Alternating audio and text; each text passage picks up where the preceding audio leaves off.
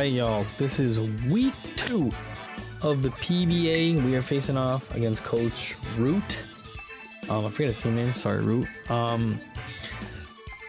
This one was a little rushed, so I had to get this together quick. That's why our records are actually 1-1. But during my recording, I forgot to switch. 1-0 each, and I forgot to switch them. This is actually my first time playing against Root. So I don't know really his playstyle. Also, it was the first time I actually played against Coquavel. Now, if you guys know me, Coquavel has been tearing up the MPA for me. I love this mon. It's probably my favorite starter out of the 3. Usually I lean towards the Firemon, and I did pick the Fuecoco, but in competitive play, I love the Coquavel. I'm starting to see more like mid-ground play from the Skeledirge. Being able to have Terra access to it is really good. Same thing with Coquavel though, but Coquavel can really just run away with the game. Some things to note, my team is susceptible to ground types, being that I have Garganacl, Moth, and Terra Steel Salamence. Chi and Pao is frail as crap and cannot hold an attack from the Iron Shreds as well with the stab super effective steel attack. He does have Quagsire, so Dragon Dance can't go super crazy yet. It is what it is. So we actually guessed the 6 right exactly, I believe, for the first time in Gen 9. Yeah, we do. I wasn't sure what he would want to lead. I believe his Terra this week is Scissor. Yeah, it should be Scissor. If you look at his team, he's got actually a butt ton of Terras. Like, he opted for much low Terra investment on his team, like, because it was worth points. So like his 2-point mons, if he used Terra points, like if it was 2 points and you give it 5 Terra types, that's 10 points. And I think you get 25 or something like that. I forget. I really didn't know how to lead versus his team, man.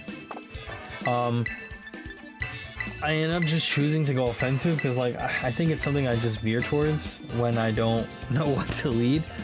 Generally speaking, defensive leads are always better. Especially if one of your defensive mon can handle his team better or they're the other opponent's team better. I choose Salamence. Just roll into the battle. Here we go. Alright. With Salamence, ideal leads could be Coquavel, Shiyu, Ceruledge, potentially even Iron Treads, because I would just EQ. Nothing on his team wants to take an EQ comfortably, but he leads Coquavel. Now, here's the thing. Coquavel could Ice Spinner and just smoke me, Scarfed Ice Spinner. That being said, Scarfed Ice Spinner and he's Moxie will probably kill, or if not very close to kill, Florges at +1. It will kill the 10 Toedscruel. It will do a huge chunk to my Chien, so I opted to block, because I wasn't sure if he Scarfed or not. I opted to block the Coquavel's Ice Spinner potential. What are the chances he expects my Terra turn 1 and goes for the CC? If he does, he's a god, right? Not necessarily, but, it's... I don't know, I feel like the read was more in my favor, or the play was more in my favor, because he has a lot to lose in that scenario. But we are Moxie, and we landed the Wing Beat, and it does kill. Very nice. This match started off amazing for us right there. Should get the +1. Right, so now we're +1 attack. The only thing switching in comfortably right now is going to be Quagsire all day. Yep, and there's the Quagsire. In this situation, I just automatically assume he's unaware. There's no other reason why he should bring this thing in unless he's unaware. I'm going to switch because I don't want to sit there in front of that EQ. And my EQ to him, or any one of my attacks would do sub 50%, so it wasn't like I'd be able to take one and then hit him. This was a pretty obvious switch in. Poopy Jelly. We actually don't have the grass type attack, which is tough. But we're gonna switch in here, we're gonna double right away, reading the Ice Beam potential. I don't see why you wouldn't have Ice Beam. It's quite effective, so it's gonna hurt the heck out of my Toad Scroll anyway. And I'm gonna go into my whatchamacallit, my Iron Moth. We are Assault Vested and we do resist, so Ice Beam shouldn't do anything. If he doesn't freeze, we don't know if he has it, just potential read. Shiny Iron Moth. Shiny. He does have Ice Beam. Shiny Iron Moth is just awesome. Does 6 damage, which is nothing. Gonna get off the Energy Ball. I'm always just gonna go for Energy Ball here in the off chance he stays in. He does not. We're pretty much faster than most of his team. He goes into Ceruledge. Again, not the end of the world. It's a good switch in. I basically called the switch, but I always didn't want to give him a Flash Fire boost or let him block me with Flash Fire anyway. He resists the Sludge, the Poison attack, blocks the Fire attack, resists the Energy Ball, and Psychic is the only mid-ground play here. Now, he could set up. This thing could, I think it has access to bulk up and also the SD, which is crazy. So, that being said, we shall not let this thing just get off a SD for free, or we will opt to switch into something to deal with this thing right away.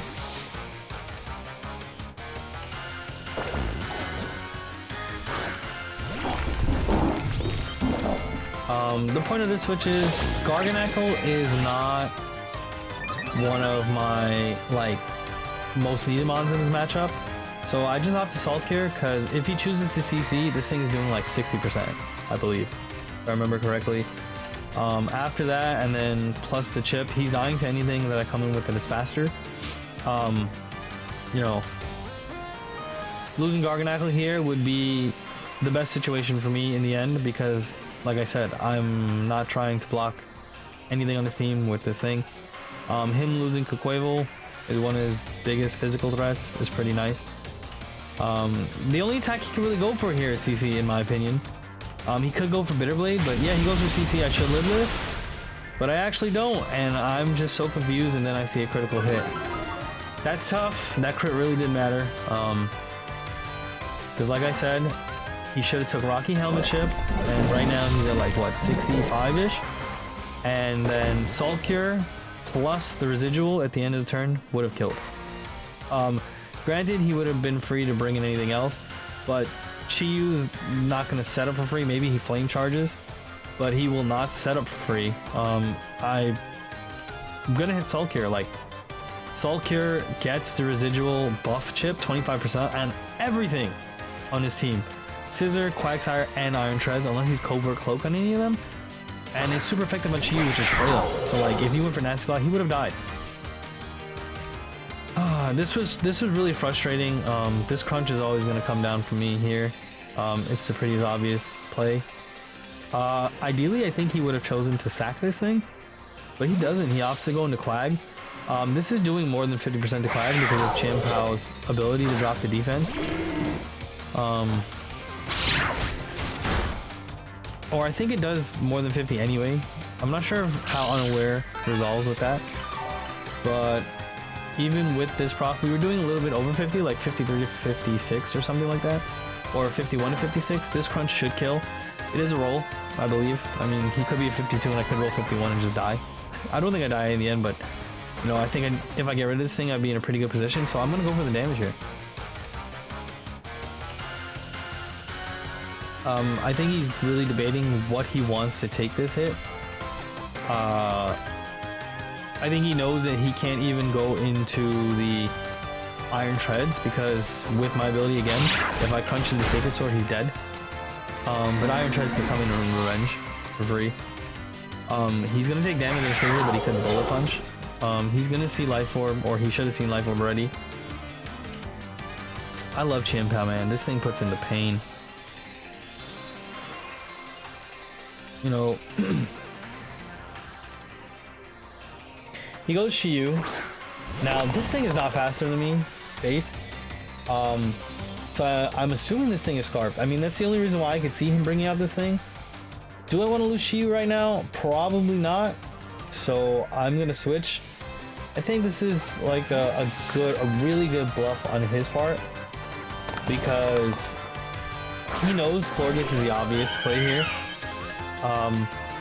But this double really won him the game, bluffing the Scarf. It was one of the hardest Scarf bluffs I've ever played against, or I've ever like had to deal with. It puts me in a real bad position here. You know, there's not much I can do in this situation now. He's free to Iron Head. You know, it's tough.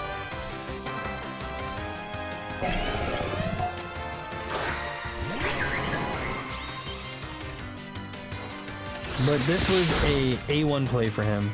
Really good play on Root's part. This +1 on Rapid Spin makes him faster than everything on my team now. Which is tough. He's got the Ice Spinner coverage. It's gonna kill. That's good prep for the Salamence as well. Really tough because I can't get the chip off anymore. He's faster than Corona now. I think I have to go Salamence. He could just EQ me too. It would have been nice if I was Intimidate here, but it is what it is. I just opt for EQ here. It's the best I can do. But I think we end up trading EQ for EQ. Obviously his stab EQ is going to hurt me way more.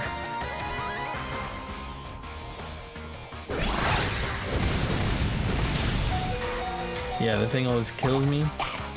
My citrus goes off, not that it matters. That was more of a situation for the EQ from Quagsire. We're gonna get FR EQ and we're gonna see about 46% damage. We're also gonna see his lefties, which makes me believe he's not that much attacking message, which means this thing just hit like a truck. You know, realistically, I probably should have Dragon Danced because I might have gotten out more that way. It is what it is though. At this point, when I realize he's faster than me, I'm kind of struggling with a way to deal with this thing. It's gonna cost me a lot, you know? And I think it's gonna cost me too much to the point where I'm just gonna be left in a situation where where Scissor can come in and just bullet punch my Chi-Yu, or Chien-Pao, sorry, again. Nothing can handle this thing ideally, so I've gotta just let it go down. I'm gonna click EQ again. Yeah. We're gonna lose our Terra. Sucks. You know, the early Terra kind of hurt us too, but, you know, we could have got out 2 EQs because we would have Terra'd right there, blocked the Ice Spinner. Well, took damage from Ice Spinner resisting, and then EQ'd again. Actually, not even. Because then it would have put us in range of the next EQ, and he's faster anyway. At this point I realize that I just need to put this thing in range as much as possible for Chien-Pao, and I'm just gonna start hitting Moonblast. EQs, it does a little over 50%. You get off a Moonblast, it does a good chunk. Man, let me tell you something, Florges is a beast, believe it or not. I really wish I would have been able to get this set off. I couldn't. I think that was a lack of good prep on my behalf, considering he had 2 steel types. But I really didn't think he'd bring Scissor versus me. Seeing that it was a good way to deal with Chien-Pao, I should have expected it, but, you know, I didn't, because I thought that I had so many different ways to deal with this thing because of Iron Moth. But unfortunately, Iron Moth never got a chance to go off.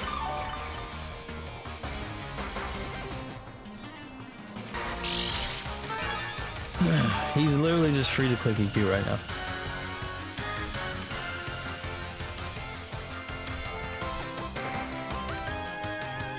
So far I saw Rapid Spin, Ice Spinner, and EQ. I don't think he revealed the last move, if I remember correctly. So Iron Tread gets 2 kills already. They got the 3 actually. Toedscruel, Salamence, and the Florges now. We're going to Iron Moth. I don't know why. That was kind of a bad play on my behalf. I should have always just went Chien-Pao. Because